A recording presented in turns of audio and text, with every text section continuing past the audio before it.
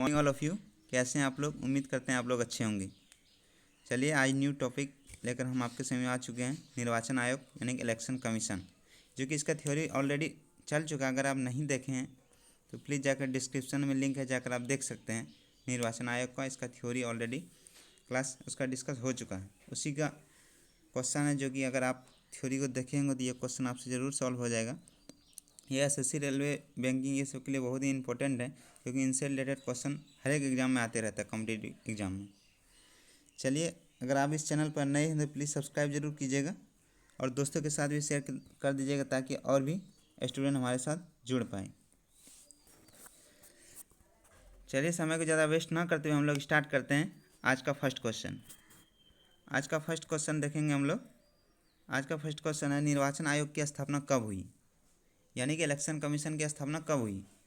Option A है 21 जनवरी 1951, option B है 19 जनवरी 1950, option C है 27 जनवरी 1951, ऑप्शन डी है 20 जनवरी 1949। तो इसमें से आपको बताना है कि इलेक्शन कमीशन की स्थापना कब हुई। अगर आप थ्योरी पढ़ेंगे तो आपका सही टिक आंसर हो गया होगा। चलिए, हम आपको बताते हैं इसका सही आंसर। इसका सही आंसर ऑलरेडी है ये, यानी कि 19 जनवरी 1950 इसका सही आंसर हो जाएगा। निर्वाचन आयोग की स्थापना जो हुई थी 19 जनवरी 1950 को हुई थी। चलिए अगले क्वेश्चन की ओर हम लोग बढ़ते हैं। Question number 2। क्वेश्चन नंबर 2 की जो है, निर्वाचन आयोग की व्याख्या संविधान के किस भाग में दिया गया है। निर्वाचन आयोग की व्याख्या जो है संविधान के किस भाग में दिया गया है। तो इसमें आपको बताना, ऑप्शन ए है भाग 14, ऑप्शन बी है भाग 3, ऑप्शन सी है भाग 15, ऑप्शन डी है भाग 12 से 14। चलिए, इसमें से आपको बताना है कि किस में व्याख्या दी गई है। चलिए इसका सही आंसर जानते हैं। इसका सही आंसर हो जाएगा भाग 15।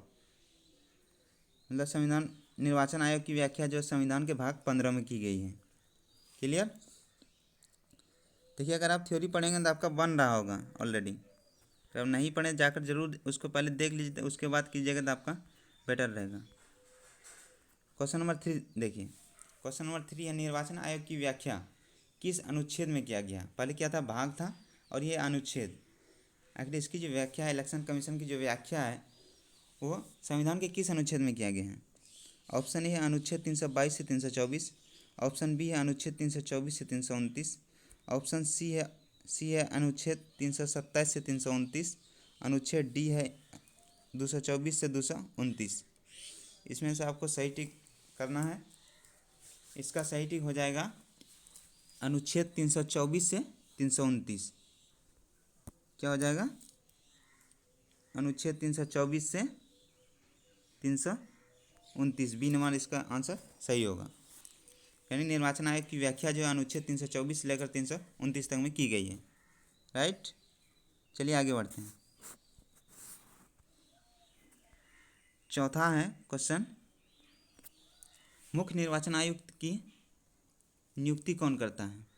यानी कि इलेक्शन कमीशन का जो मुख्य निर्वाचन आयुक्त होता है, मुख्य मतलब चीफ इलेक्शन कमिश्नर, उसकी नियुक्ति कौन करता है।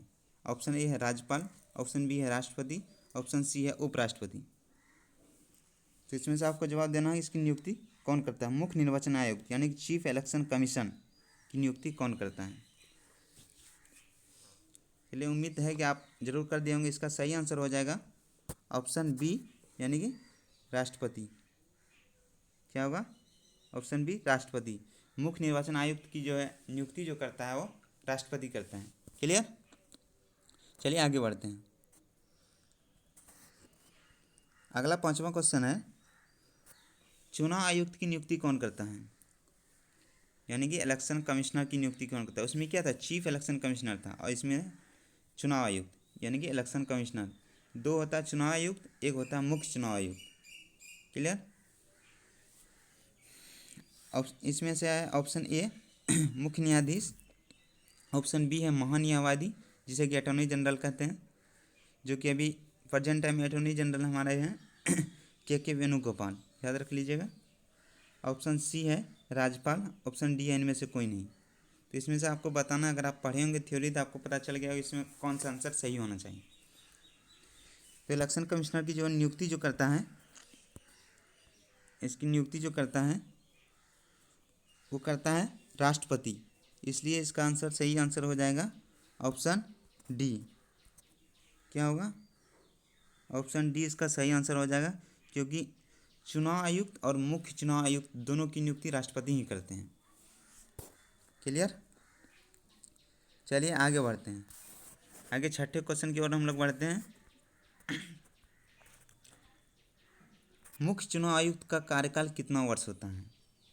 मतलब चीफ इलेक्शन कमिश्नर का जो कार्यकाल होता है, इसमें बहुत सारा कन्फ्यूजन लगभग लड़के हो जाता है कि इसका कार्यकाल, मतलब कन्फ्यूज होता है 6 वर्ष 5 वर्ष, क्या अधिकतर का 5 वर्ष है, लेकिन इसमें से कुछ अलग है जो कि आपको पता चल जाएगा। अगर आप पढ़ेंगे फिर पता चल गया होगा।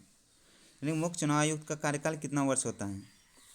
ऑप्शन ए है 6 वर्ष या 65 साल, ऑप्शन बी है 5 वर्ष या 62 साल, ऑप्शन सी है 6 वर्ष या 62 साल, ऑप्शन डी है 7 वर्ष या 63 साल। तो इसमें से आपको बताना है कि इसका सही आंसर कौन सा होगा। यानी मुख्य चीफ इलेक्शन कमिश्नर का कार्यकाल कितना वर्ष होता है? इसका सही आंसर हो जाएगा 6 वर्ष या 65 साल। इसका होता है यह है कि 6 वर्ष इसका कार्यकाल रहता है। अगर उससे पहले मानकर चलिए कोई कार्यरत हुआ, 2 साल उसको हुआ और उसका उम्र 65 वर्ष पार कर गया, 65 वर्ष पूर गया, तो उसको रिटायरमेंट देना पड़ता है, रिटायर हो जाता है वो। इसलिए इसमें दिया गया 6 वर्ष या 65 साल, यानी कि वो अधिकतम 65 वर्ष उम्र तक, यानी कि डेट ऑफ बर्थ उसका जो है 65 वर्ष उम्र तक वो मुख्य चुनाव आयुक्त रह सकता है, या वो अगर नहीं हुआ 65 साल तो वो 6 साल रहेगा, कोई दिक्कत नहीं है उसमें। तो इसका सही आंसर हो जाएगा 6 वर्ष या 65 साल। क्लियर? ध्यान रखिएगा, 6 वर्ष या 62 साल इसमें नहीं है, कन्फ्यूजन मत क्रिएट कीजिएगा। ये मुख्य चुनाव आयुक्त है जो कि 6 वर्ष या 62 साल इसकी कार्यकाल होती है, यानी कि 6 वर्ष इसकी कार्यकाल होती है। अगर उससे पहले 65 वर्ष उम्र पूर जाती है तो इसको रिटायरमेंट दे दिया जाता है। क्लियर? इसका सही आंसर हो गया ऑप्शन ए। चलिए आगे बढ़ते हैं। आगे 7वां क्वेश्चन है, चुनाव आयुक्तों का कार्यकाल कितना वर्ष होता है? देखिए यहाँ पर क्या है, चुनाव आयुक्तों का, यानी कि 1 से ज़्यादा चुनाव आयुक्त होते हैं, इसके कार्यकाल कितना वर्ष होता है? ऑप्शन ए है 4 वर्ष या 62 साल, ऑप्शन बी है 5 वर्ष या 67 साल, ऑप्शन सी है 6 वर्ष या 65 साल, ऑप्शन डी है 6 वर्ष या 62 साल। तो इसमें से आपको सही टिक करना है कि चुनाव आयुक्तों का कार्यकाल कितना वर्ष होता है। जैसे मुख्य इलेक्शन कमिश्नर का कार्यकाल था 6 वर्ष या 65 साल, उसी प्रकार इसमें होगा चुनाव आयुक्त का कार्यकाल जो होता है वो 6 वर्ष या 62 साल होता है। कितना होता है? 6 वर्ष या 62 साल। तो इसका सही आंसर हो जाएगा ऑप्शन डी। क्लियर? 6 वर्ष या 62 साल चुनाव आयुक्तों का कार्यकाल होता है। चीफ इलेक्शन कमिश्नर की बात यहाँ नहीं हो रही, कन्फ्यूजन ये बिल्कुल भूल जाइएगा। यहाँ चीफ इलेक्शन कमिश्नर की बात नहीं हो रही है, इलेक्शन कमिश्नर्स की बात हो रही है। चलिए आगे बढ़ते हैं। अगले 8वां क्वेश्चन है, सबसे पहले ईवीएम प्रयोग करने वाला राज्य कौन है? आपको पता होगा अभी जितना भी इलेक्शन होता है, यहाँ तक कि अभी पंचायत लेवल के इलेक्शन में भी बोल रहा है कि ईवीएम का यूज किया जाना चाहिए। तो सबसे पहले ईवीएम का जो प्रयोग करने वाला था वो कौन सा राज्य बना था हमारे देश में? Option A Meghalaya, option B है छत्तीसगढ़, ऑप्शन सी है उत्तराखंड, ऑप्शन डी है केरल। तो इसमें से आपको बताना कि आखिर ईवीएम का प्रयोग सबसे पहले हमारे भारत में कौन से राज्य ने किया था। उम्मीद है कि आप आंसर दे दिए होंगे। इसका सही आंसर हो जाएगा केरल। क्या होगा सही आंसर? केरल इसका सही आंसर हो जाएगा, क्योंकि सबसे पहले ईवीएम का जो प्रयोग किया गया था वो केरल राज्य में ही किया गया था।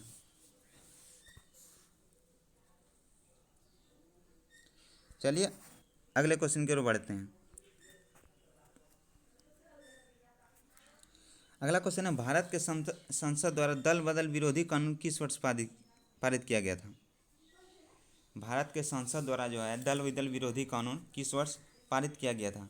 होता है ना, कभी कोई मतलब पॉलिटिशियन दूसरे पार्टी में रहता है और वो अपना बदल बदल करके दूसरे पार्टी में आ जाता है, वही होता है दल बदल विरोधी कानून।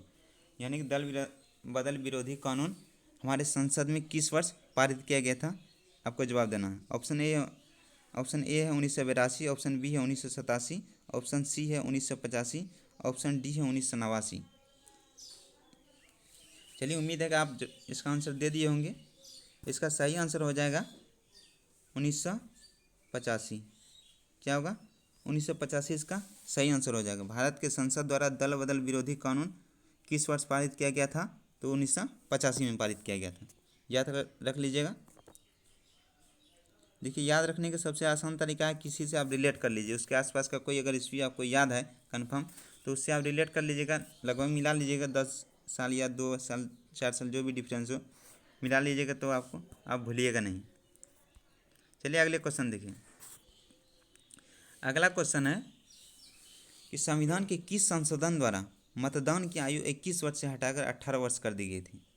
आपको पता होगा पहले मतदान की जो आयु जो थी वो 21 वर्ष थी, लेकिन अब हटाकर 18 वर्ष कर दी गई है।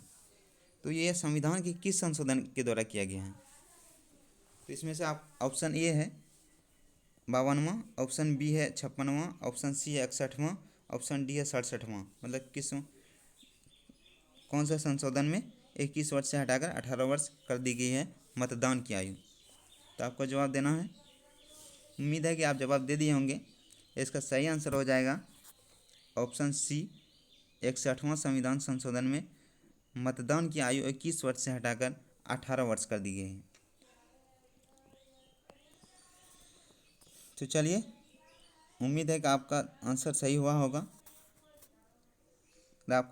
अगर आप इसका टेस्ट दिए तो आप कमेंट करके ये बता दीजिएगा कि आप कहाँ से देखे हैं और आपका कितना सही हुआ, क्योंकि इनसे रिलेटेड ही क्वेश्चन आता है। अगर आप एग्ज़ाम या सेट मारते होंगे, अगर आप एग्ज़ाम दिए होंगे तो आपको ऑलरेडी पता चल गया होगा कि अगर इलेक्शन कमीशन निर्वाचन आयोग से अगर क्वेश्चन आता है तो यही सब में से आता है। तो चलिए, आज का टॉप 10 क्वेश्चन जो कि समाप्त हो चुका है। हमें उम्मीद है कि आपका परफॉर्मेंस बेटर रहा होगा।